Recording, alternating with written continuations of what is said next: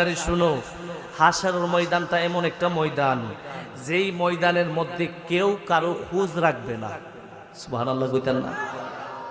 সবাই বলবে ইয়া নফসি ইয়া নফসি, আল্লাহ আমারে বাঁচাও আমারে বাঁচাও। নবীরা পর্যন্ত বলবে আল্লাহ আমারে বাঁচাও আমারে বাঁচাও। সাহাবীরারে শুনো, হাশরের ময়দান এমন একটা ময়দান যেই ময়দানে মা মেয়ের পরিচয় দিবে না, ছেলে বাবার পরিচয় দিবে না, ভাই ভাইয়ের পরিচয় দিবে না, সন্তান সন্তানের পরিচয় দিবে না।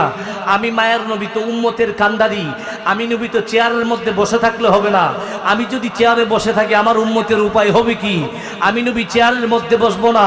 আমি নবী একটা দূর দিয়ে মিজানের গেইটে যাব, আরেকটা দূর দিয়ে ফুলসিরাতের গেইটে যাব, আরেকটা দূর দিয়ে জাহান্নামের গেইটে যাব, আরেকটা দূর দিয়ে আমি মায়ের নবীজি হাশরের ময়দানে তামাম হাশরের ময়দানটা পাক্কর দিব, চক্কর দিব।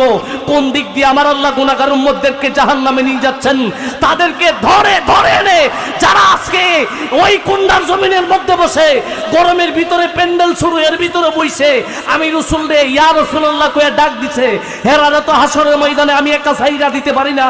আমি নবী তাদেরকে ধরে ধরে আমি রাসূলের সাথে করে জান্নাতে নিয়ে যাব। বলেন আল্লাহু আকবার, বলেন না ইয়া রাসূলুল্লাহ।